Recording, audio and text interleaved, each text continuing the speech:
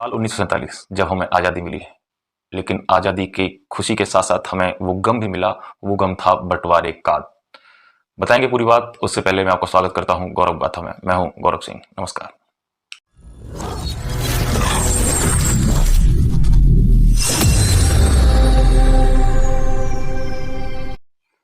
आज हम बात कर रहे हैं देश के बँटवारे की। 15 अगस्त 1947 को हमारा देश आज़ाद हो गया। आज़ादी के लिए किन-किन चीज़ों का हमें खामियाजा भुगतना पड़ा, उनके बारे में जानना बेहद ज़रूरी है। जब देश का बँटवारा हुआ तो किस तरीके से हुआ, उनके लिए हम लोगों ने कितनी बड़ी कीमत चुकाई है, ये जानना भी हमारे लिए बहुत ही आवश्यक है।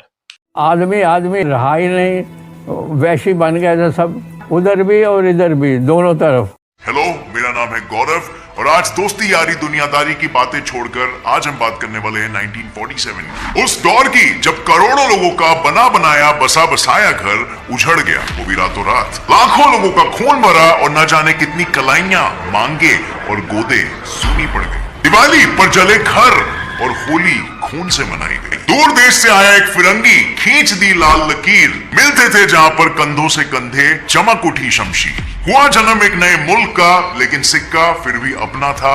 फिर मिलेंगे अपनों से, आंखों में यही सपना था। ना अपने मिले, ना लकीरें मिटी, ना फिर से सब आबाद हुआ। जब जब भरोसा किया गैरों पर, सब अपना ही सच सच बता, कौन है तू, हिंदू या मुसलमान? अगर आप हिंदू हो तो मुसलमान समझकर मार डालो, और मुसलमान हो तो हिंदू समझकर खत्म कर। देश का बँटवारा हुआ, बँटवारे में हमने क्या क्या खोया, कितने सारे नुकसान हमने झेले हैं, इन सारी चीज़ों के लिए हमने एक रिपोर्ट तैयार करी है। उम्मीद करता हूँ ये रिपोर्ट आपको बहुत पसंद आएगी। देखिए ये रिपोर्ट। 15 अगस्त 1947 के दिन भारत को अंग्रेजों से आज़ादी तो मिल गई थी, लेकिन जाते जाते अंग्रेज एक ऐसी ज्वाला भड़का गए जिसकी लपटों की गर्मी आज भी महसूस की जा सकती है। जहां कुछ लोग देश की आज़ादी का जश्न मना रहे थे, वहीं कुछ बंटवारे के दर्द से कराह रहे थे, क्योंकि आज़ादी के ठीक एक दिन पहले संपूर्ण देश दो हिस्सों में बंट गया था, भारत और पाकिस्तान। किसी ने कल्पना तक नहीं की थी कि 14 अगस्त 1947 की रात लाखों लोगों के लिए काल साबित हो गई। लोगों को बिल्कुल भी अंदाजा नहीं था कि अगले ही रोज उन्हें अपना घर बार, जमीन जायदाद सब कुछ छोड़कर जाना पड़ेगा। इतना ही नहीं, बंटवारे की वजह से फैले दंगे में लाखों निर्दोष लोगों की जान चली गई।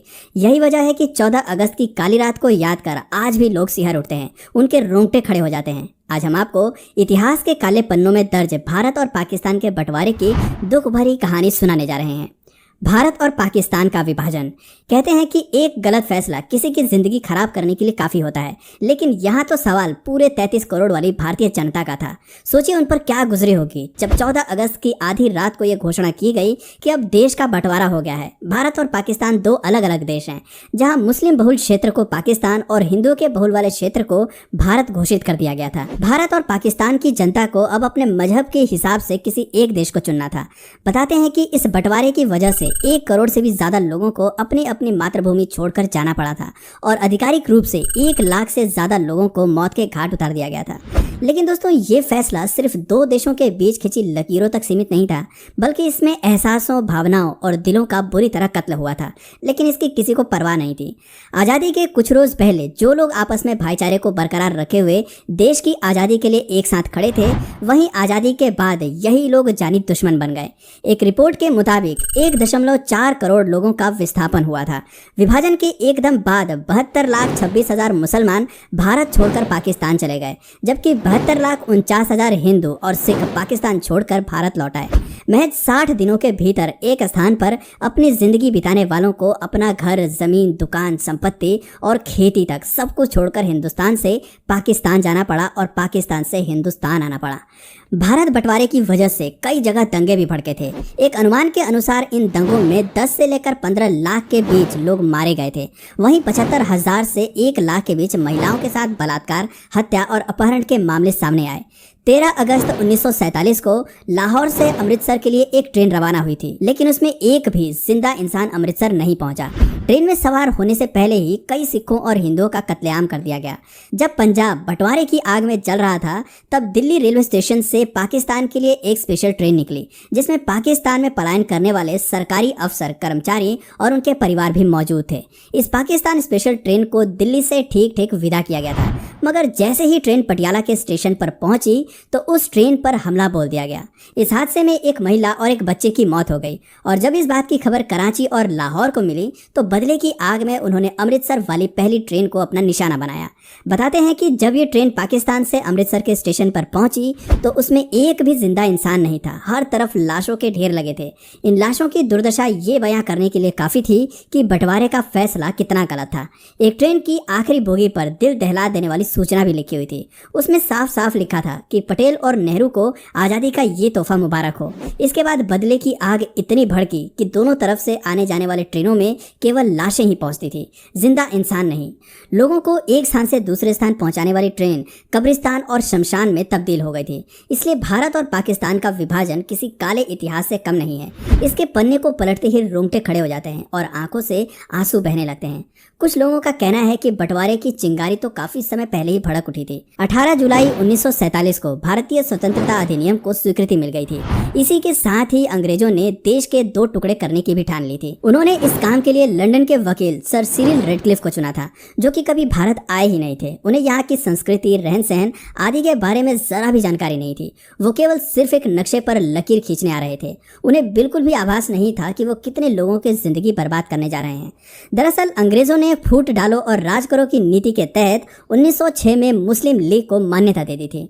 मोहम्मद अली जिन्ना मुस्लिम लीग के प्रमुख नेता थे। जिन्ना की इच्छा थी कि मुस्लिमों को एक अलग आजाद देश दे दिया जाए जहां वो अपने मुताबिक रह सकें। हालांकि पाकिस्तान का विचार सन 1930 से पहले तक अस्तित्व में नहीं था। भारत विभाजन की रेखा तब और मजबूत हो गई जब 1929 में मोतीलाल नेहरू कमेटी ने सिफारिश की कि सेंट्रल असेंबली में मुसलमानों के लिए 33% सीटें आरक्षित हों। कांग्रेस ने उस समय भले ही कमेटी की सिफारिश को नकार दिया, लेकिन इसका असर आगे देखने को मिला। इसको आधार बनाकर 1938 आते आते जिन्ना मुस्लिमों के अकेले प्रवक्ता बन गए। वो अकेले ही उनकी मांगों को जोरदार तरीके से उठा रहे थे।